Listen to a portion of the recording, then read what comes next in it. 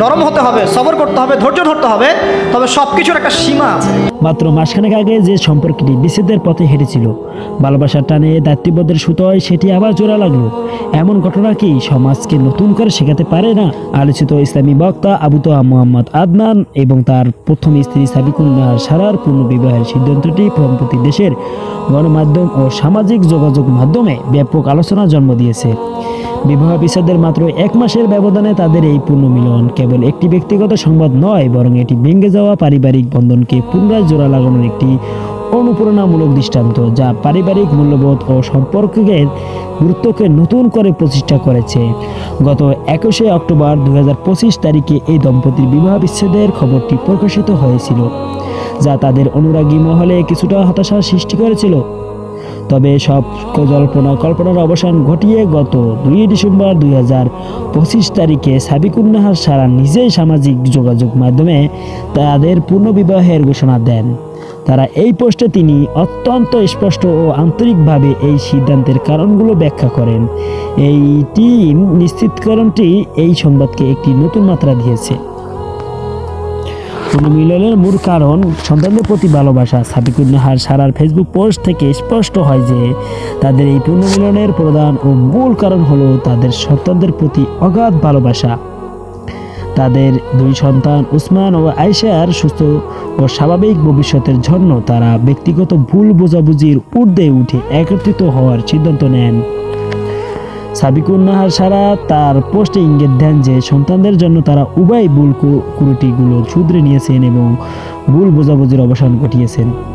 সন্তানদের কল্যাণকে প্রাধান্য দিয়ে ব্যক্তিগত দূরত্ব গোছানোর এই প্রচেষ্টা নিঃসন্দেহে শিক্ষণীয়। ইসলাম ধর্মে বিবাহ ও পারিবারিক বন্ধনকে অত্যন্ত পবিত্র ও গুরুত্বপূর্ণ বন্ধন হিসেবে বিবেচনা করা হয়।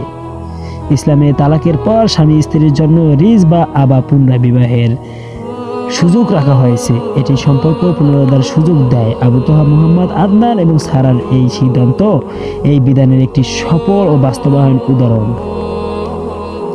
বর্তমানে সমাজে বিবাহ বিচ্ছেদের হার বাড়ছে।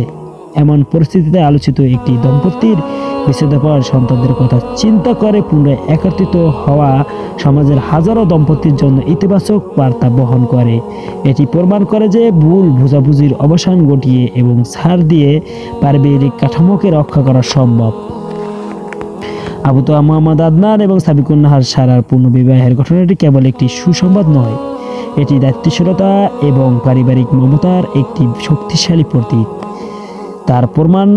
তারা প্রমাণ করলেন যে জীবনের ভুল ভ্রান্তি বা ভুল বোঝাবুঝির উদ্দেশ্য সন্তানের কল্যাণ এবং পারিবারিক বন্ধনের গুরুত্ব অনেক বেশি।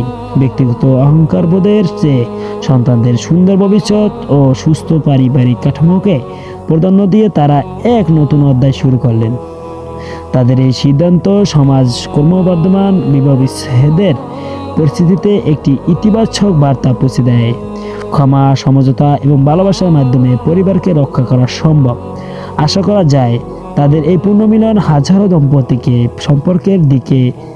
সম্পর্কের মূল্য দিতে এবং পুনর্মিলনের পথে হাঁটতে অনুপ্রেরণা যোগাবে। তাদের নতুন যাত্রা পথে রইল আন্তরিক শুভকামনা।